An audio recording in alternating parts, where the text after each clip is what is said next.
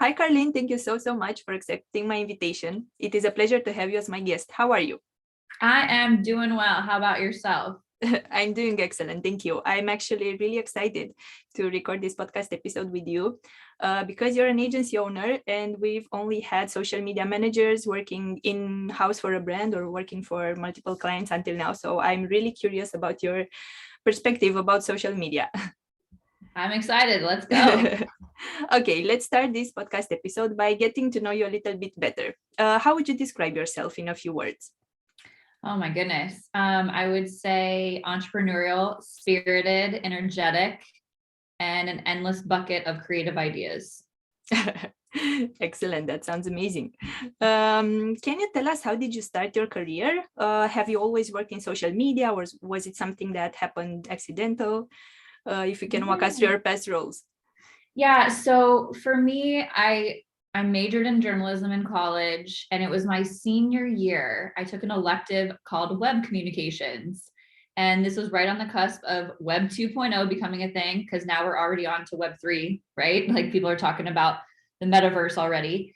And this was like the first emergence and my first like introduction to the fact that organizations, companies were really leveraging social media as a way to get the message out to the world faster than even press releases or any type of media placements, because they had control over the message.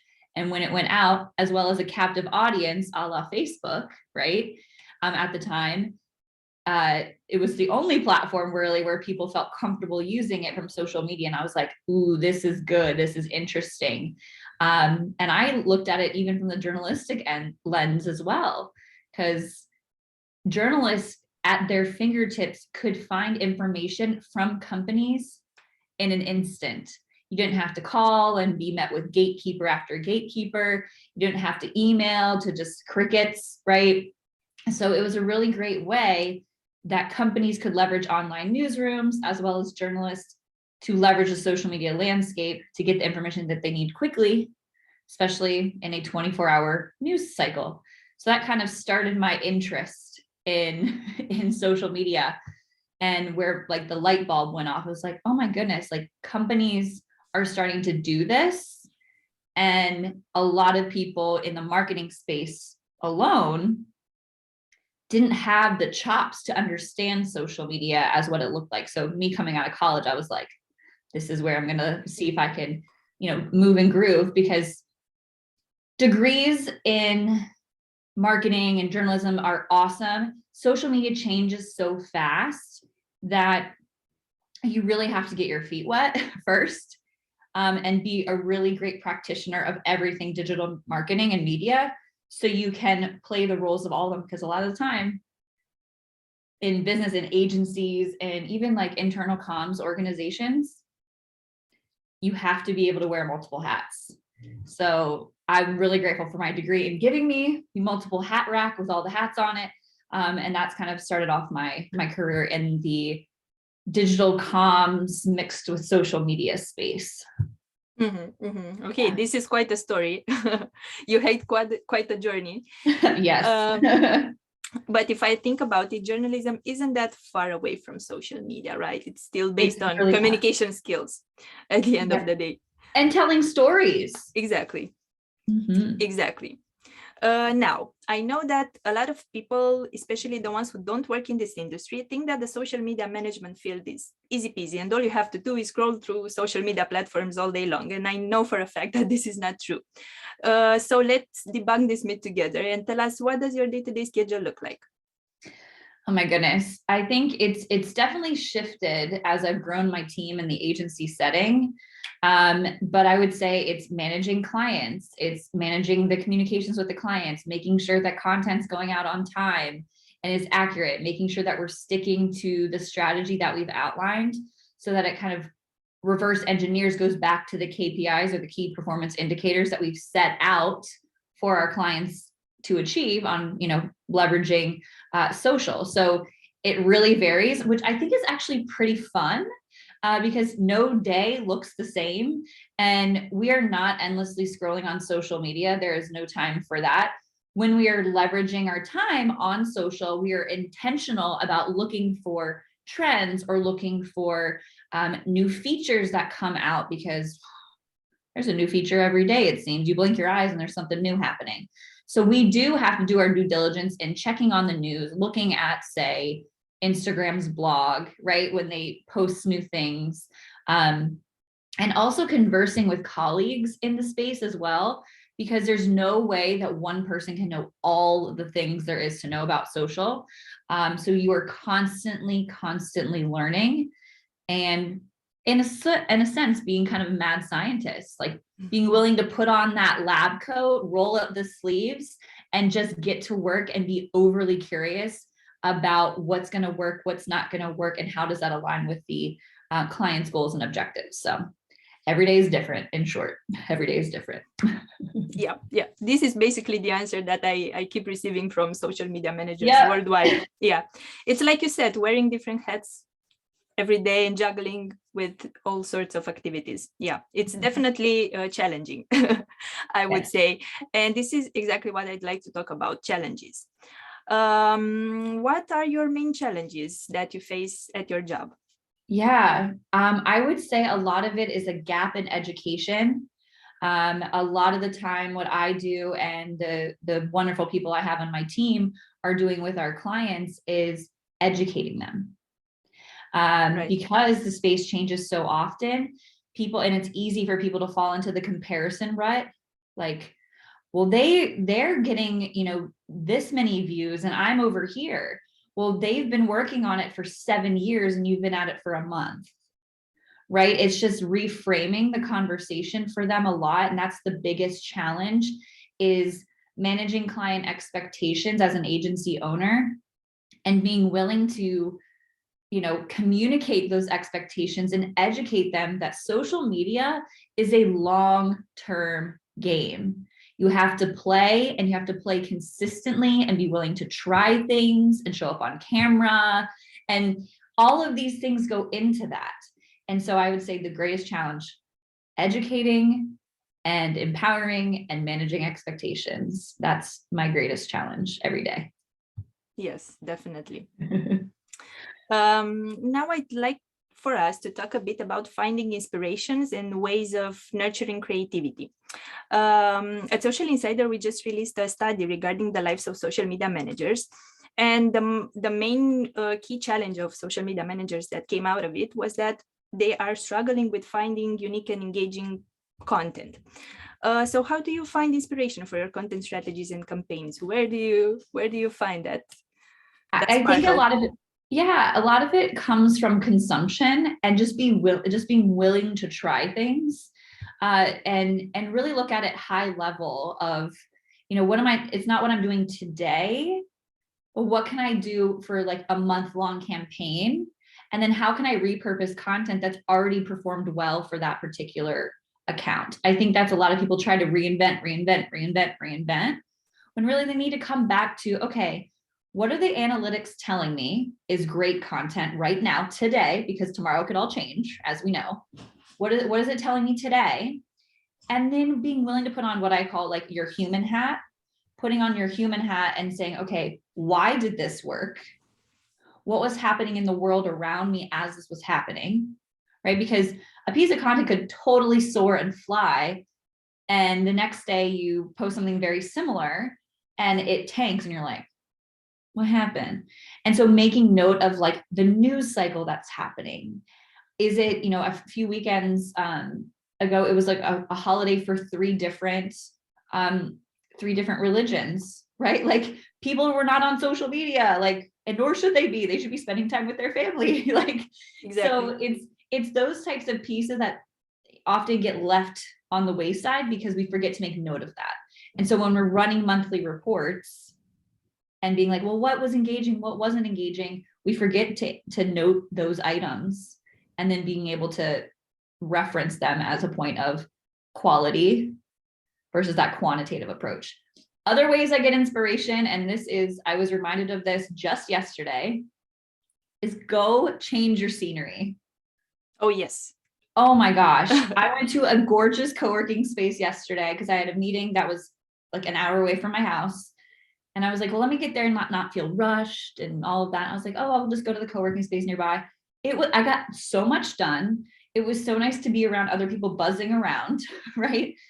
And I just got to be reignited from a creative level. And sometimes that's all you need to reframe that energy and be able to really lean into that creativity and be willing to try stuff without getting too in your head. So I hadn't done that in a while. And I was like, I need to do this more. Definitely. And I think this also applies to content marketing. I'm a content marketer, for example. Yes. And whenever I have a creative block, I just need to take a break, just go for a walk. I don't know, just do something else for a couple of minutes, and then the ideas will just keep coming. Isn't that wild? Amazing. Yeah, it is. We forget that. We rather sit there stare at the blinking cursor, being frustrated at ourselves, and really that's our sign to get up and do something else. Exactly. Yeah. Definitely. Now, what is the social media campaign that you are most proud of? That social media campaign that you can think about, and it's this is the best work I did. Oh my gosh. Well, it's funny because we at OSNAP Social, we have such a wide range of clients, but I really want to focus on this one client who we've actually been coaching her. We haven't been running her social, but oh my gosh, I'm so proud of her because she shows up. She is consistent. She doesn't overcomplicate, right? She's big into Instagram. That's where she really wanted to focus. And her goal was clear. Her goal was, I need to grow my following in order to get a book deal.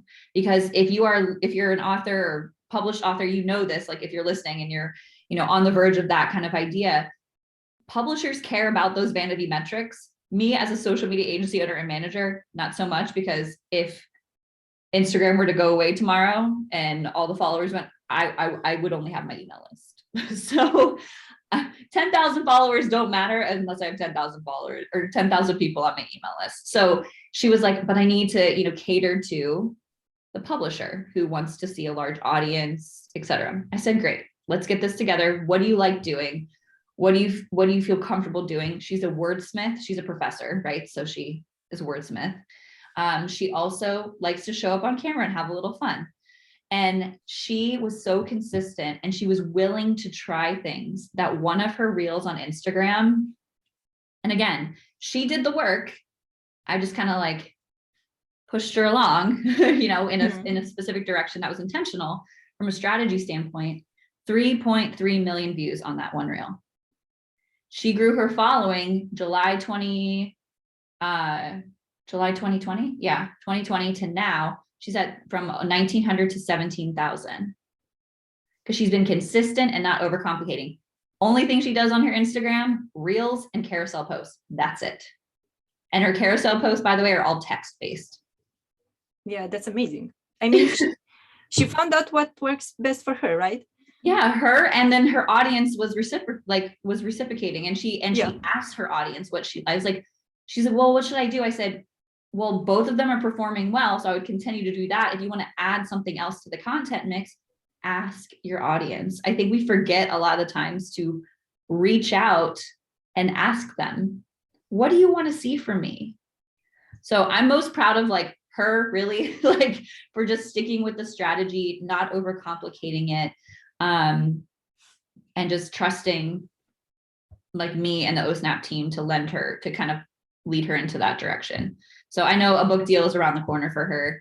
I know she's shopping around and getting her book ideas now that she's got an audience. That sounds amazing. It sounds like the perfect agency client relationship kind of. Yeah, it was fun. It was fun. Yeah, I'm sure. Now, I was curious to know, what are the steps of building up a social media campaign? Maybe you cannot do an example of this previous client because she kind of did all of this for herself, but usually for a client who maybe doesn't know exactly what social media is all about. Yeah, it's a lot of educating in the beginning. We start, really by, especially if they are, well, there's two ways, right? There's clients who have social propped up already and have maybe been doing it when they have time. And then there's clients that are brand spanking new and that we are propping up their content or their platforms for them. So either way, if they have an established brand already and they're looking to just outsource it to an agency, we start with popping the hood on the metrics, delivering the strategy, and then implementing and then doing that engagement. There's a lot of things that go behind that. The strategy being, I think, the key component, because that serves as the roadmap and the guidebook essentially that the client signs off on, we as an agency sign off on, so then we can be intentional in creating their design templates. We love Canva. So much you can do. I mean, yeah. And I used to work for a brand agency, and Canva was a curse word. Like, you really? couldn't say Canva. Oh yeah, you couldn't. Everything was Adobe products, right? Because like Canva is like not customized enough, right? Yeah. So, but now like you can literally do anything in Canva. Like, you can upload your own stuff, like own elements. And so it becomes custom pretty quickly. But yeah, I couldn't say because it was a curse word. So now I'm just like, Canva's the best. Yes. So prop up the templates for the client. We just make sure that we're managing expectations for them. That's been a key focus of ours in this past year, because we serve companies at larger scale who have a really established brand, and then like personal brands, we do more of the consulting thing I was chatting about. So really propping up strategy. So what's their voice and tonality? What's the rules of engagement? How often are you going to be managing their social, like responding back to people? Are you going to respond back? Are they going to respond back? What does that look like? So there's clear guardrails of where you need to be. How many pieces of content are going out every single week? And what types? Are they static posts? Are they brand images? Does the client have brand images, right? Like it's working with the client and understanding what they have capacity to contribute to. Because that's something like I will not do Instagram. I won't do done for you Instagram services for a client if they're not willing to show up on camera themselves. Yeah, that makes sense. Because you're setting yourself up for failure essentially, because Instagram is like more video all the time, and I can't be my client on video. Yeah. I can give them ideas for reels and topics and a storyboard and examples, and I can teach them the mechanics behind it, but I cannot physically go like, you go record this. I can, if they're local, I'm happy to go to them. That's a whole nother thing. But a lot of my clients are all over the country here in the US. So I just, it's one of those things where you just have to manage, again, expectations are everything. And you will win as long as you are clear in defining what those look like. And ask really good questions. So, definitely. I don't know if that answered your question. I kind of went on a little bit of a tangent. No, for sure it does. I like how it's very organized and structured, but at the same time, it's offering a lot of guidance and just letting the client themselves be, like, just letting them express themselves, because you cannot do everything as an agency, right? You cannot. Yeah. And I think that's the key thing that people don't understand is like a freelance social media person or a virtual assistant who specializes in social and agency are kind of two ways of operating, right? In agency, you get a team of people, but this team is responsible for a lot of clients, right? And our hours are divided and conquered based on that. Freelance, you have maybe you can work at 2 a.m. if you want, and like respond to the client at 2 a.m. if you want. It's a little bit more fluid, right? Whereas like over here, it's like structured. So I think, and we've found clients not to be a fit for us if they want that instant and that multi-revision and want to really be in the trenches with us. That's more of I think you might be better suited to have a virtual assistant who is tied directly to you. Yeah. Like working one-on-one with somebody. Yeah. So, and that's okay, right? This is another lesson that I learned from my guests. Learn to say no. I mean, you cannot accept every client all the time. Yeah. It's fine. And I'm learning that the hard way. Trust me. I'm learning that, because I'm a yes person. I love helping people, but sometimes it's just not a fit, and that's okay. Exactly. And it's just being willing to your point, say no when it doesn't feel right, or, stop the engagement early because you're not set up for success, or they're not working within the bounds that you created for your life and for your business. Exactly. Definitely. Great. I would like to talk about increasing brand awareness, and I think this also relates to what you mentioned earlier. So how do you increase brand awareness on social media? Because at the end of the day, this is what social media is all about, right? Oh yeah, absolutely. Show up as yourself. People do business with other people, not logos. And I think that's something that we really need to focus on. And to borrow a story from Mark Schaefer, pioneer of marketing. If you don't know who he is, look him up. He's amazing. I've heard him speak several times at Social Media Marketing World in San Diego through Social Media Examiner. And he told this story about Ivory Soap. So Ivory Soap here in the US was like the only commercial you saw during midday soap operas. That's why they're called soap operas, is because Ivory Soap owned all the commercial airtime, right? And so people would, just see it over and over again. And so one day, to kind of put Mark's story in perspective, I'm not him. He's definitely way better telling the story than I am. But he went into his family friend's home in the bathroom. She had Ivory Soap like clockwork in her powder room to wash her hands. And one day he went in there and he was like, "What is this soap?" Like it was like lavender and had, all these kind of elements in it. He's like, "I don't know this. What is this?" And so he comes down, he goes, "What's this?" And she goes, "Oh, that's my new soap. Do you like it?" And he goes, "Well, what happened to the Ivory Soap? You've been using that for decades."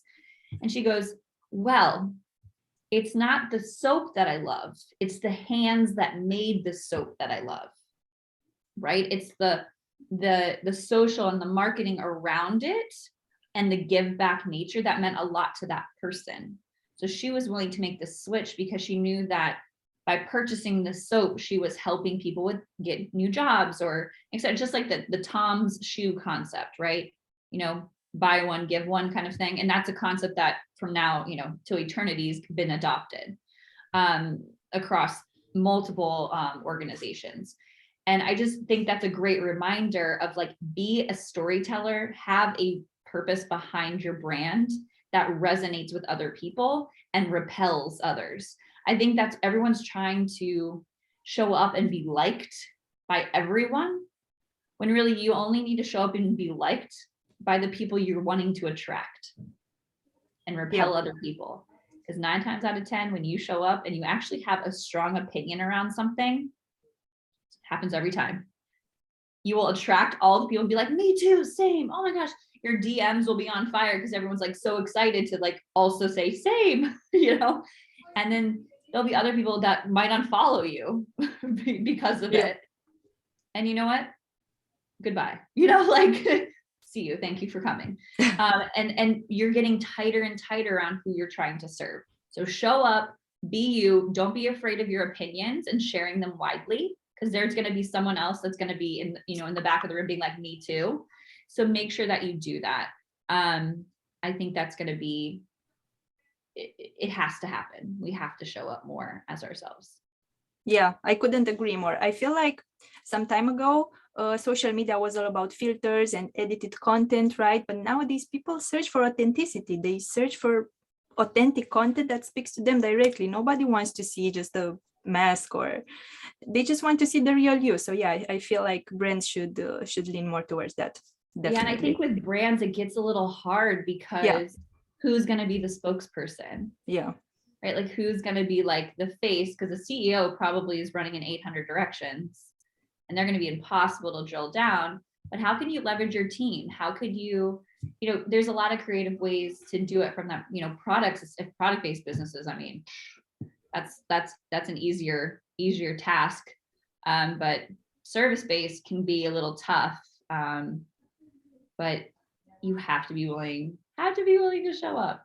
Yeah, it's not impossible. Yeah, and I always give the example, and I don't know if this will resonate with the audience that listens, but Joanna Gaines of HGTV, she is, Chip and Joanna Gaines, they have this like whole conglomerate in Waco, Texas. They started with a show on HGTV called Fixer Upper, and during the pandemic, she filmed an entire Food Network special with her iPhone and her teenage son as the cameraman. And she even forgot ingredients. Like, it'll like go through and like she's cooking, and then like it'll like have a cut and she's like, I forgot to put the broccoli in, guys. Like, sorry about that. Like, and then she's like stirring it in. And people resonate that with her because it's authentic. Exactly. It feels like, oh yeah, I've done that. And how many times have you made a recipe and like, oh, I forgot that one thing. Darn it. Let me just add it now, So if people like Joanna Gaines, who is used to being on TV, can, have I wouldn't even say it's a mistake, like have those moments of authenticity, so can you. It doesn't need to be polished or perfect, to your point. And I think that's really important for people to hear loud and clear. Doesn't have to be perfect, because perfect often paralyzes us into not taking any action. Exactly. And perfect is boring at the end of the day. This is why social media is so loved. Social media is fun, right? You have to experiment. It's supposed to be fun. Everyone stresses about it and makes me batty. I'm like, can we just have some fun? Like, you don't have to dance. Like, you don't got to point. Like, you just got to be you and show up, and people will resonate. Definitely. Now, what skills do you think you need to be successful in this career? Because we mentioned earlier that you have to juggle with a lot of tasks. So what skills do you think are the perfect mix for this job? It's funny because social media managers are often the underutilized unicorns in marketing teams. And because we can edit video, we can tell stories, we can take probably a mean photo with our phone. We don't even need a DSLR camera to take a really incredible photo. We know a little bit about SEO, right? With keywords, so that we can get found. We're overly curious. And I don't think leaders of agencies that do all the things, right? Like, oh, Snap Social, we are a social media agency. That is what we do. There's other agencies that have social media as a service that might not understand these magical unicorns of social media managers, right?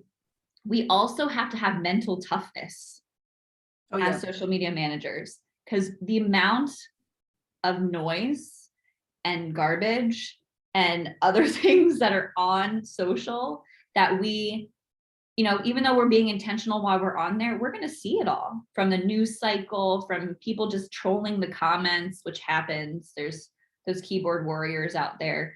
We have to have tough skins too. And I just don't think people, leaders in particular, unless they've been in the social media management role, understand that level of mental toughness that is required, and also the amount of brain break that we all need to step away and not be reactive. Because I think sometimes we're too quick to respond, because like, oh, we got to respond, we got to be there from the community management level.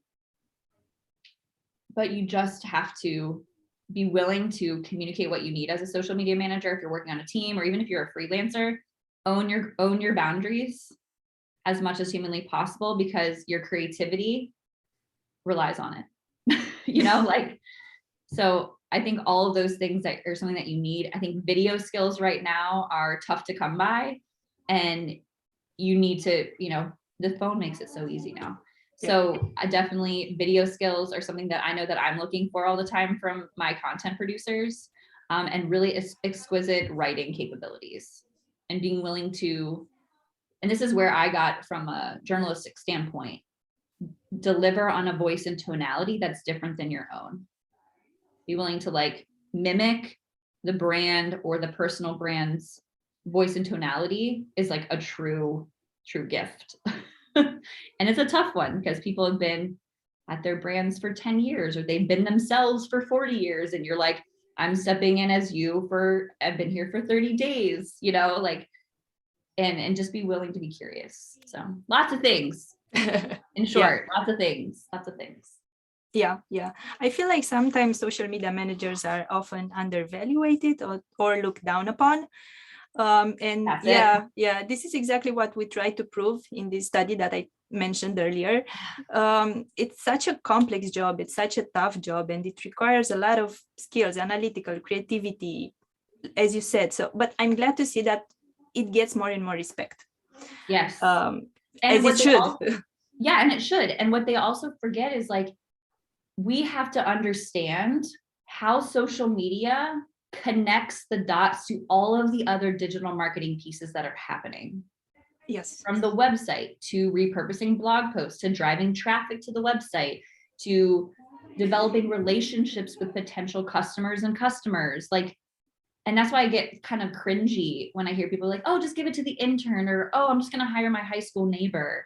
Like, intern and high school neighbor, they probably know the mechanics because they were basically born with a phone in their hand, but they don't have the strategic mind and maturity to understand all of the moving pieces that happen and why, and the purpose and the reason why they're doing that, like, technician type of role. Do you know what I mean? Yeah.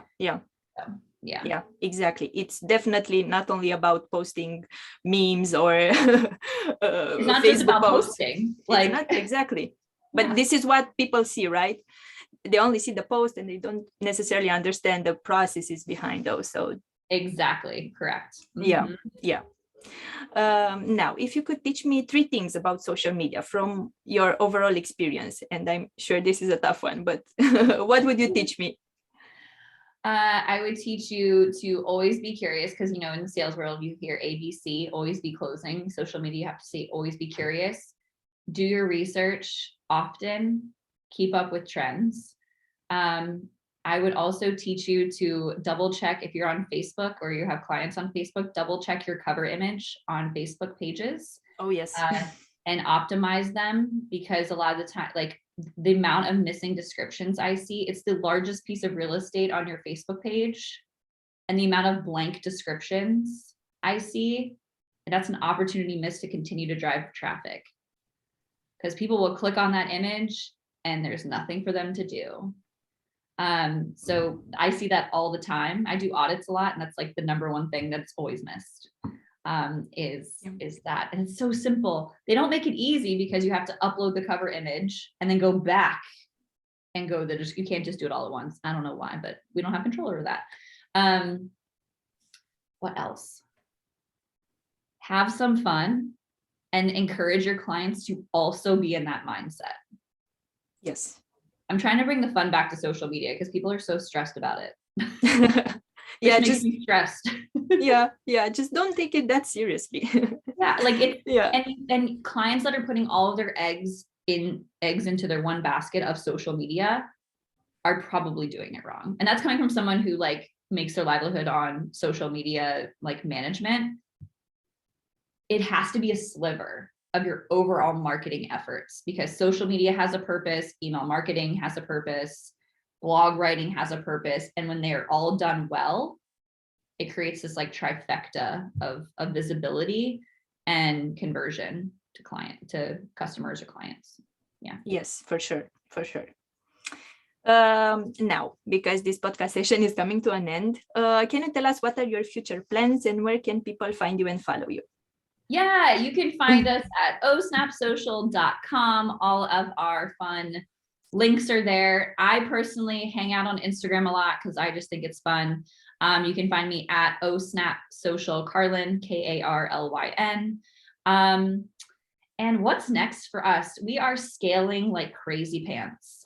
We are adding new members to our team. We are growing our client base, and we are expanding what we call our education arm into a education type of membership for personal brands who want to learn from us, as well as kind of take the reins of their own social media and soar it to the next level. So that's what's up with us. That sounds exciting. Congrats on your evolution. I'm looking forward to seeing what you have planned. We're pumped. It's awesome. Yeah, and thank you so much for this discussion. It was amazing. It was a pleasure to have you here. Thank you so much for having us. Thanks for listening, everyone. Bye-bye. Bye.